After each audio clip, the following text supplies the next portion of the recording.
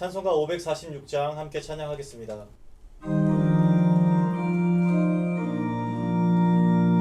주님 약속하신 말씀 위에서 영원토록 주를 찬송하리라. 소리 높여 주께 영광 돌리며 약속 믿고 굳게 서리라.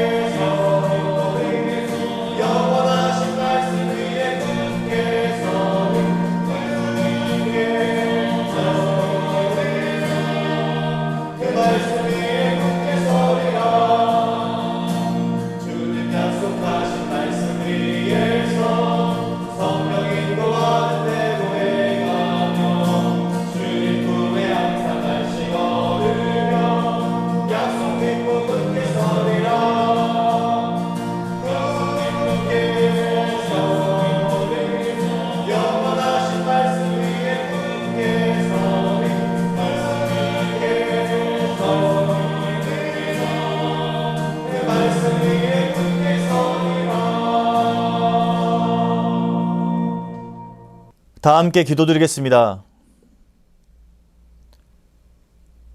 2020년 7월 29일 수요일, 오늘도 우리에게 하루를 열어주시고 하나님의 말씀 앞으로 가까이 나오게 하시니 감사합니다. 하나님, 하나님께서 나의 하나님이 되어주시고 우리가 그 하나님을 믿음으로 고백할 수 있게 하시니 감사합니다. 우리가 이 진리의 사실을 잊지 않고 망각하지 않고 늘 붙들며 그 은혜 가운데 거하며 살아갈 수 있도록 인도하여 주시옵소서. 하나님을 알지 못하고 하나님을 인정하지 않는 사람들 가운데에서 우리가 하나님을 고백하고 하나님이 살아계심을 인정하고 그 하나님을 높일 수 있는 우리 모두의 삶이 되게 도와 주시옵소서. 돌이켜보면 하나님께서는 늘 우리와 동행하여 주시고 우리의 삶을 인도하여 주셨건만 우리는 그 하나님의 말씀을 떠나 살았는지 혹은 하나님의 뜻을 거역하며 살지는 않았는지 돌아보게 됩니다. 주님, 우리 가운데 늘 함께하여 주시고 동행하여 주셨던 것처럼 우리 역시 그 하나님의 손을 붙잡고 하나님의 말씀을 따라 살아갈 수 있도록 인도하여 주시옵소서. 오늘 우리의 삶이 하나님을 인정하고 하나님을 드러내고 하나님의 말씀을 따라 살아갈 수 있는 우리 모두의 삶이 되게 도와 주시옵소서. 특별히 이번 주일 우리 수유제일교회가 미라클 썸머스쿨 말씀으로 하나 되는 수유제일교회라는 타이틀로 우리 다음 세대들이 여름 성경학교를 보내게 되었습니다. 주님, 다음 세대들을 축복하여 주시고 그 세대들을 믿음으로 말씀으로 양육하는 우리 가정의 부모들을 축복하여 주시옵소서. 특별히 가정에서 이루어지는 그 모든 프로그램과 시간마다 주님께서 은혜 내려주셔서 부모님들에게 지혜 주시고 자녀들이 믿음 안에서 말씀으로 훈련받을 수 있도록 주님 함께하여 주시옵소서. 그리하여서 우리 부모들의 한 가지 소원인 자녀들이 믿음으로 커갈 수 있는 그런 놀라운 은혜의 역사가 주님 이번 기회를 통하여서 이루어질 수 있도록 주님 함께하여 주시옵소서. 말씀으로 믿음으로 자녀들이 커가는 모습을 보며 우리 부모님들이 다시 한번 주님께 가까이 나아오고 그런 은혜의 시간들을 주님께 고백할 수 있는 놀라운 시간들이 되게 도와 주시옵소서. 이제 주님께서 허락하신 말씀의 자리로 나아갑니다. 오늘도 이 말씀 붙들고 하루를 든든히 살아갈 수 있도록 주님 역사하여 주시옵소서. 감사드리며 예수 그리스도의 이름으로 기도드립니다. 아멘. 오늘 하나님께서 우리에게 주신 말씀은 로마서 4장 1절에서 8절까지 말씀입니다. 그런즉 육신으로 우리 조상인 아브라함이 무엇을 얻었다 하리요? 만일 아브라함이 행위로서 의롭다 하심을 받았으면 자랑할 것이 있으려니와 하나님 앞에서는 없느니라. 성경이 무엇을 말하느냐? 아브라함이 하나님을 믿음에 그것이 그에게 의로 여겨진 바 되었느니라. 일하는 자에게는 그 삭시 은혜로 여겨지지 아니하고 보수로 여겨지거니와 이를 아니할지라도 경건하지 아니한 자를 의롭다 하시는 이를 믿는 자에게는 그의 믿음을 의로 여기시나니 일한 것이 없이 하나님께 의로 여기심을 받는 사람의 복에 대하여 다윗이 말한 바 불법이 사함을 받고 죄가 가리어짐을 받는 사람들은 복이 있고 주께서 그 죄를 인정하지 아니하실 사람은 복이 있도다 함과 같으니라. 아멘. 하나님께서 의로 여기셨다라는 제목으로 말씀 전하겠습니다. 어제까지 로마서 3장의 말씀을 살펴보았습니다. 간단하게 정리하면 유대인이나 이방인이나 하나님 앞에서 모든 사람은 죄인이다. 그러나 의로우신 예수 그리스도를 믿는 그 믿음으로 말미암아 모든 사람은 의롭다함을 얻을 수 있다. 이렇게 정리할 수 있습니다. 바울은 이 한 가지 진리의 사실을 전하기 위해 로마서에서 계속 논증하고 설명을 이어가고 있습니다. 복음에 하나님의 의가 나타나서 그 복음을 믿음으로 말미암아 우리가 의롭다 하심을 얻을 수 있다라는 그 내용을 전하고 있는 것입니다. 오늘부터 시작되는 4장 말씀에서는 이 믿음으로 얻는 의에 대해서 예시를 들어가면서 그 말씀을 더욱더 견고하게 이어가고 있습니다. 여러분, 죄인된 우리가 어떻게 하나님 앞에서 의롭다함을 얻을 수 있습니까? 그렇습니다. 예수 그리스도를 믿는 믿음으로 의롭다함을 얻을 수 있습니다. 오늘 말씀에서는 이것에 대해 조금 더 구체적으로 설명하고 있습니다. 율법을 따르고 율법을 지키는 것으로는 의롭다함을 얻을 수 없다. 하나님을 믿고 하나님께서 그 믿음을 의롭다고 여겨주실 때 그때 비로소 우리는 의롭다함을 얻을 수 있다. 이것이 바로 오늘 말씀의 핵심 메시지입니다. 바울은 이제 본격적으로 율법의 행위가 아닌 복음을 믿음으로 얻는 의에 대해서 설명하고 있습니다. 그런데 사실 이런 내용을 가장 불편해했던 이들이 있습니다. 누구일까요? 그렇습니다. 바로 유대인들입니다. 유대인들은 이 바울의 복음의 메시지를 받아들이기를 거부하고 격렬하게 저항했습니다. 지금까지 로마서에서는 복음에 대해서 바울이 쭉 설명을 이어왔습니다. 문제는 이 구원에 있어서 유대인과 이방인에게 차별이 없다는 이 복음의 내용을 유대인들이 도저히 인정할 수 없었다는 것입니다. 율법을 맡은 자로서 자신들이 평생 믿고 붙잡아온 그 선민 사상을 부정하는 것이어서 유대인들은 바울이 전한 그 복음을 받아들일 수 없었습니다. 본래 유대인들은 이렇게 생각했습니다. 이방인인 사람들이 유대인과 동등한 지위를 받기 위해서는 할례를 받고 율법을 지켜 유대인처럼 되어야 한다라는 것이었습니다. 이러한 절차와 율법을 지키는 과정이 자신들을 의롭게 만든다 여겼던 것이죠. 이방인들과 영적으로 본질적으로 다르다는 생각을 유대인들은 가지고 있었던 것입니다. 그런데 바울은 이 점을 정확하게 지적합니다.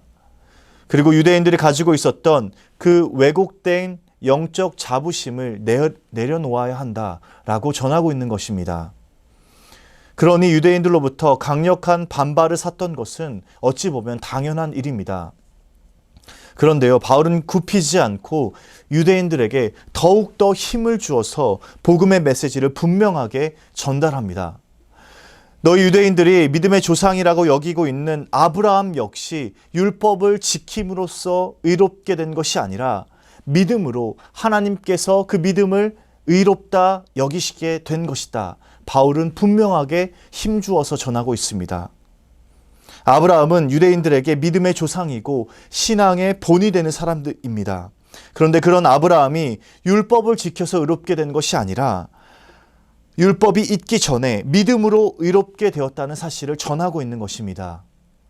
아브라함은 하나님을 믿었습니다. 그리고 하나님께서 아브라함의 믿음을 의롭게 여기셨다라는 것입니다.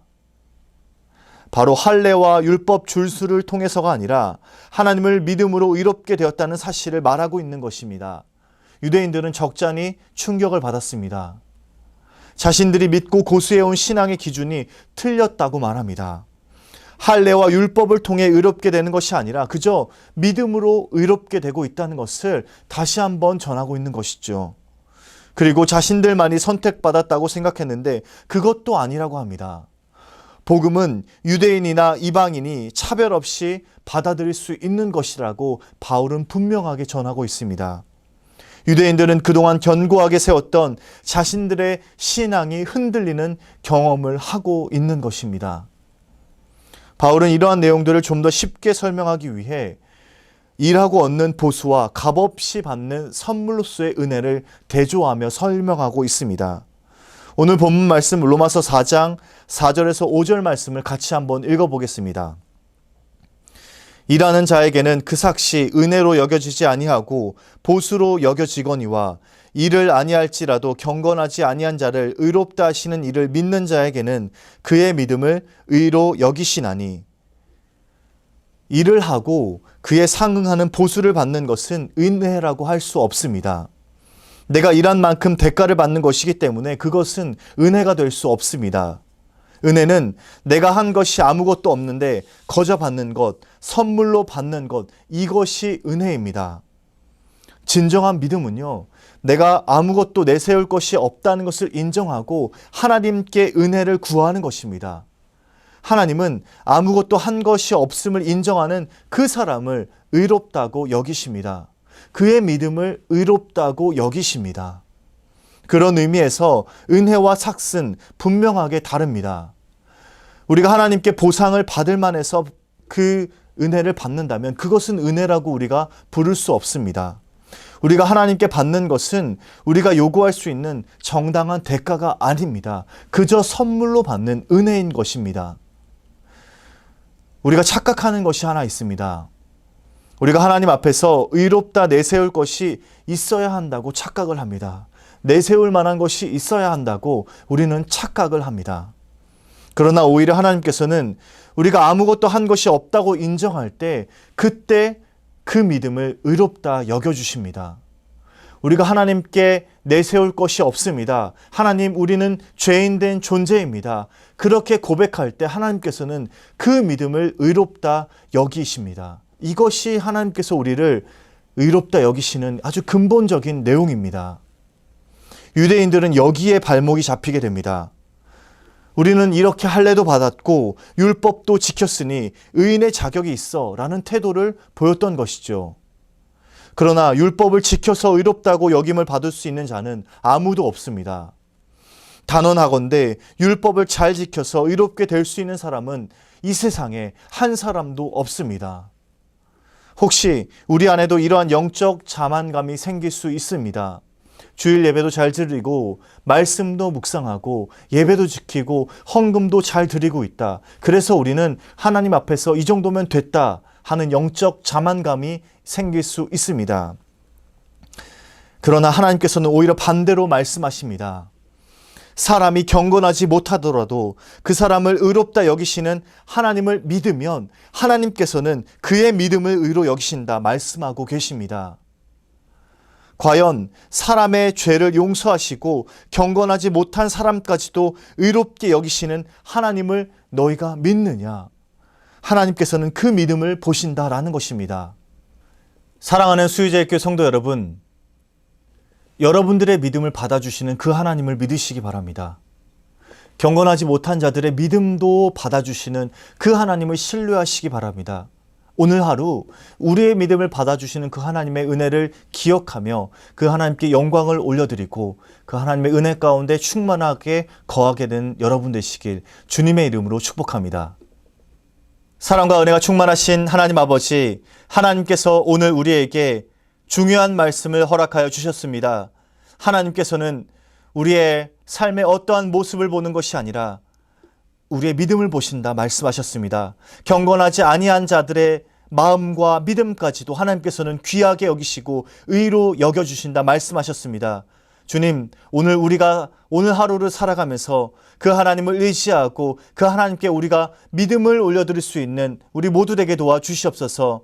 비록 우리의 삶에 신실하지 못할지라도, 온전하지 못할지라도, 경건하지 못할지라도 우리의 믿음을 의롭게 여겨주시는 그 하나님을 의지하고 신뢰하며 그 하나님께 우리의 모든 것들을 의탁하며 나아갈 수 있도록 인도하여 주시옵소서. 오늘 우리의 삶을 주님께서 붙잡아 주시옵고 오늘 우리의 믿음 또한 주님께서 의로 여겨 주시옵소서.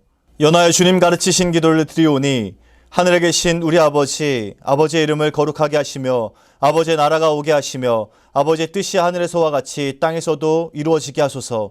오늘 우리에게 일용할 양식을 주시고 우리가 우리에게 잘못한 사람을 용서하여 준 것 같이 우리 죄를 용서하여 주시고 우리를 시험에 빠지지 않게 하시고 악에서 구하소서. 나라와 권능과 영광이 영원히 아버지의 것입니다. 아멘.